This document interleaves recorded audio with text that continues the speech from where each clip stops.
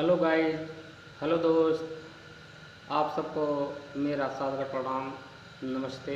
हमारा प्रणाम आप सब स्वीकार करें। तो दोस्तों, सावन का पर्व महीना चल रहा, बड़ा अद्भुत महीना है।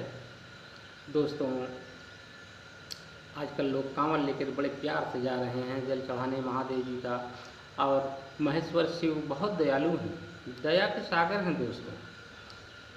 दोस्तों, इनका जो तपस्या ध्यान किया, ये बहुत जल्दी खुश हो जाते हैं और प्रकट होकर के वरदान दे देते हैं। तो दोस्तों, आप सबके बीच में एक शिव जी और भस्मासुर का कथा आप सबके सामने प्रस्तुत कर रहा हूँ। हमें आशा है, विश्वास है कि आप सबको यह कथा अच्छा लगेगा। आप लोग इस वीडियो को पूरा देखिएगा और कमेंट करके बताइएगा कि यह कथा आप सबको कैसा लगा। तो दोस्तों, आप सब हमारे वीडियो को लाइक कमेंट सब्सक्राइब करिएगा। तो दोस्तों, चलें कथा सुनाते हैं आप सबको। दोस्तों, एक राक्षस था, बहुत बलशाली था। दोस्तों, उसने जंगल में जा कर के घोर तप शुरू कर दिया। तप करते करते कई वर्षों बीत गया।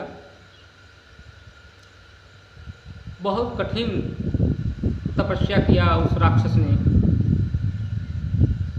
और इतना कठोर तपस्या किया कि कैलाश हिलने लगा।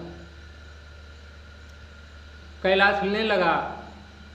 महादेव ने आंखें खोला तो देखा कि मेरा कोई भक्त मेरी तपस्या में लीन है और बड़ा कठोर तपस्या कर रहा है। बहुत दयालु हैं भोलेनाथ। वो ये भी नहीं सोचते मैं क्या करने जा रहा हूँ, क्या होगा मेरे साथ। दोस्तों, भोलेनाथ तुरंत कैलाश छोड़ करके अपने भक्त के पास पहुँच गए। बोले, हे भक्त, आंखें खोलो, जो मांगना हो मांग लो। मैं तुम्हें वचन देता हूँ, जो मांगोगे सो मिलेगा। दोस्तों, उस दैत्य ने आंखें खोला तो देखा त्रिकालदर्शी महादेव स्वयं उनके सामने खड़े हैं। उसने हाथ जोड़ करके बड़े विनम्र से कहा, हे महादेव, अगर से आप मुझसे खुश हैं, प्रसन्न हैं, तो मुझे यह वरदान दें कि जिसके सर पर मैं अपना हाथ रख दूं, वो भस्म तुरंत हो जाए। दोस्तों, महादेव ने कहा, तथास्तु, एवमस्तु। अब वो राक्षस हंसने लगा और कहा कि कैसे मैं मानूं कि आपका दिया हुआ वचन सत्य है, आपका वरदान सत्य है। पहले मैं आपके ही सर पर हाथ रखूंगा और आजमाऊंगा कि आपका वचन सत्य है कि नहीं। दोस्तों, अब भोलेनाथ बड़े चक्कर में पड़ गए कि ये तो लेनी का देनी पड़ गया। अब उस दैत्य राक्षस ने दोस्तों भोलेनाथ की तरफ हाथ बढ़ाया। अब भोलेनाथ अपनी जान लेकर के वहां से भागे। आगे आगे भोलेनाथ, पीछे पीछे वो दानव भोलेनाथ को दौड़ा रहा है। अब भाग रहे हैं भोलेनाथ इस जंगल उस जंगल, इस पर्वत उस पर्वत पर, और ये दैत्य उनका पीछा नहीं छोड़ा, भागे जा रहा, दौड़ाए जा रहा, दौड़ाए जा रहा है। दोस्तों, इधर श्री नारायण ने देखा कि भोलेनाथ की बड़ी दुर्दशा हो रही है। ये बिना सोचे समझे अपने भक्तों का वरदान दे देते हैं। अब दोस्तों, भोलेनाथ भाग रहे हैं, दैत्य पीछे पीछे दौड़ा रहा है। श्री हरि नारायण विष्णु जी ने तुरंत एक सुंदर स्त्री यानी कि पार्वती का रूप धारण कर लिया। धारण करके उस दैत्य के सामने आ गए।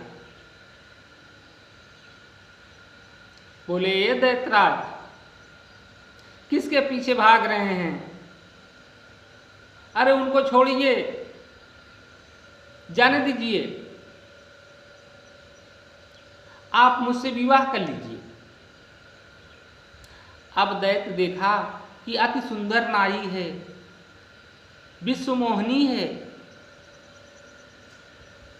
स्वयं पार्वती, तो जाने दीजिए, हटाइए भोलेनाथ को, मैं चलता हूं, अपना शादी विवाह करूंगा, ऐश की जिंदगी जीऊंगा। दोस्तों, अब इसके बाद क्या हुआ? श्री हरि नारायण ने जो पार्वती का रूप लिए थे, उन्होंने कहा कि दैत्यराज, मेरी एक शर्त है। दैत्य ने कहा हाँ हाँ बोलो, मैं आपका हर शर्त पूरा करूंगा।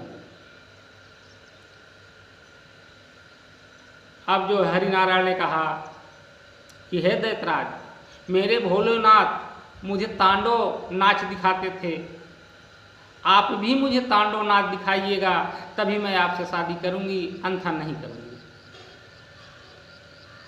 अब वो दैत्य ने कहा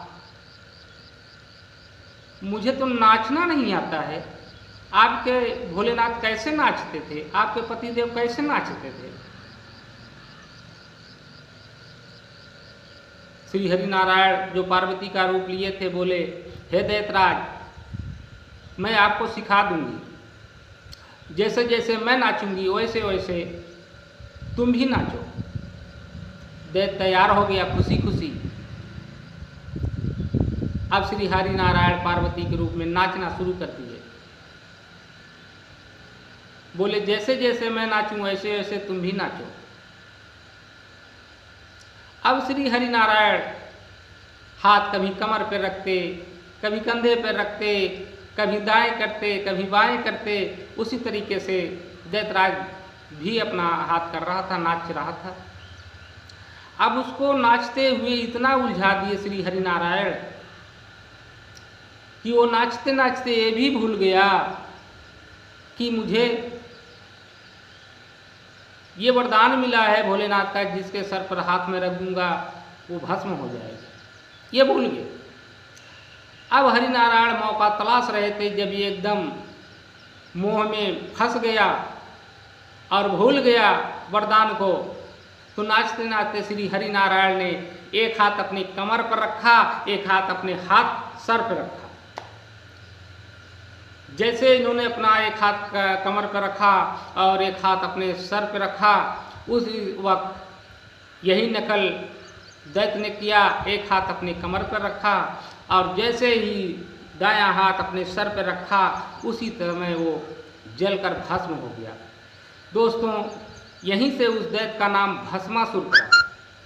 दोस्तों, ये है हमारे शिव की कथा कि ये कितने दयालु हैं, इतने दयालु हैं, दया के सागर हैं दोस्तों, कि ये भी नहीं सोचते कि क्या होगा, मैं तो दे रहा हूँ, मेरे प्रति क्या होगा। तो दोस्तों, यह वीडियो आप सबको अच्छा लगा, पूरा देखिएगा, कमेंट करके बताइएगा। हमारे वीडियो को लाइक, शेयर, कमेंट, सब्सक्राइब करिएगा। आप सब अपना प्यार दुलार हमें दीजिएगा दोस्तों। और हम इसी तरह से आप सबके लिए भजन है, कथा है, लेके आते रहेंगे। धन्यवाद, नमस्ते, सबको प्रणाम।